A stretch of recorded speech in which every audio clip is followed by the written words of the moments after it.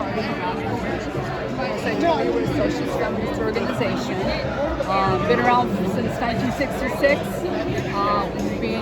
We were founded at the University of Washington. A lot of our work is there, and I went to graduate school here.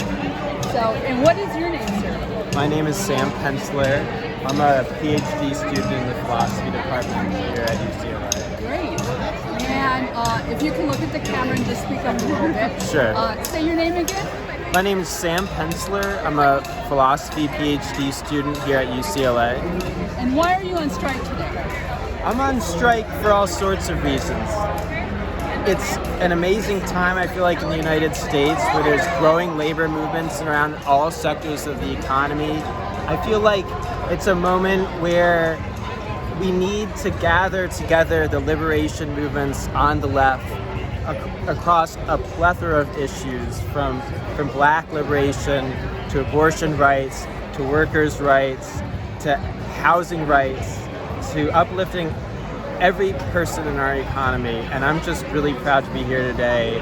We're trying to get a cost of living adjustment in our contract. We're trying to get international students to get fair free wage reduction, tuition reductions. So there's just so many issues, and I'm really proud to be a part of it. And what would it mean to you to get these, make this successful, make this a win for you? What would it mean if you got what you're asking for? I think it would mean graduate students who don't have to live in poverty for a very formative and important part of our careers. We're not usually understood to be working people, graduate students, but we do so much in the university. We care so much about our students. We help them with all sorts of challenges outside of the classroom as well. And so I feel that if we can get a fair contract, everyone at UCLA will be so much better off because of it.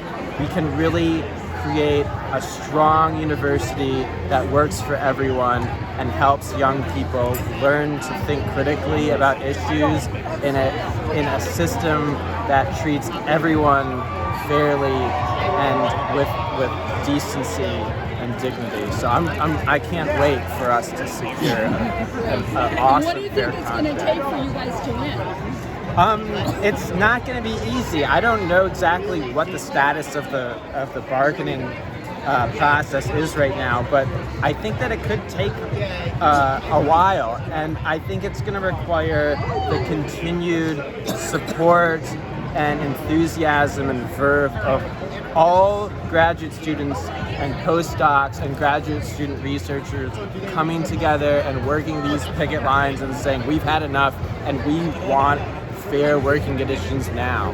What would it mean to get other unions to support and the community to support? I think it would be incredibly important for us. I think that there's so many different union efforts going on individually, and there hasn't yet been a kind of mass coalescence. I mean, like, I'm so excited about the workers unionizing at Starbucks and Amazon, and if we can bring together people here in public education and the private sector, public sector teachers, nurses, janitorial staff, if we can get everyone together and show what the labor movement could look like in the United States, I think we could go really far. That's great. I saw that staff and faculty are supporting you, so that must be very significant.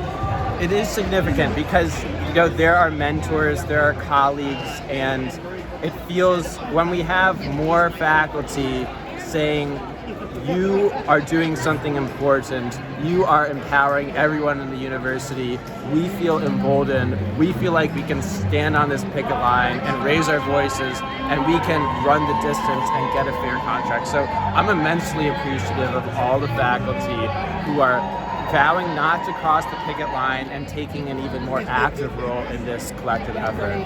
I was part of one of the first strikes at the University of Washington, and we didn't quite have all that solidarity, but we built, it's a building process, right? So in terms of what people can do right now, how can people help you right now? I think what people can do is they can spread the word about this effort. They can come picket with us. I think you should get involved in socialist organizations, in your own unions. Start asking your colleagues, how do you feel about the working conditions where you are? Do you feel as though we have a fair wage, that we're treated as equals here at this workplace? Do we have control over the fundamental conditions that play such an immense part of our lives, and whether we have a happy life or a miserable life of toil? So consider what you're doing, talk to other people, get involved in the labor movement, vote, but do way more than vote. That's what you can do. Great. One last question. I understand that there are some students that are living in their cars. Is that still it used to be, even when I was attending, some students are living, what they call couch surfing. They would live on couches. Is that still going on with some students, do you think? I don't know. To my knowledge, I haven't heard that, but I wouldn't be surprised. I've read about that when I came here, and I saw on YouTube. I remember watching a video of an engineering student. I think one thing to know is there's differences in different departments. That different departments get more and less help. Foreign graduate students have it often worse.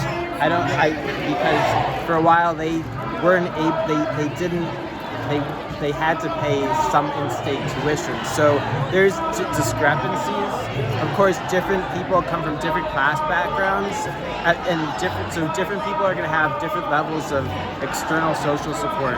So I know there's people who struggle immensely. Can you imagine trying to raise a family? I mean, graduate students, they're of the age where they're having families. Yeah. To have one or two kids. I have a friend who has two kids. And there's no childcare services, correct? It's very, very limited. It's very limited.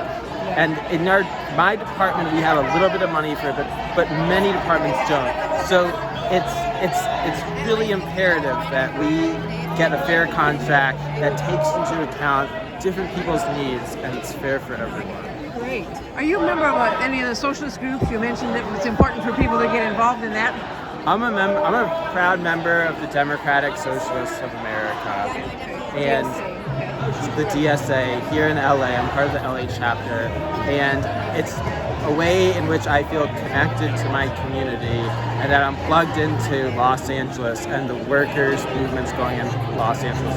I find that it's so easy to just look at what's going on in the country, but it makes me feel like I'm an Angelino, and so I'm proud to be part of that. I work with DSA on immigration issues. Oh, that's wonderful. Okay, well, thank you for your time. I really appreciate it. Thank you. It's so lovely talking.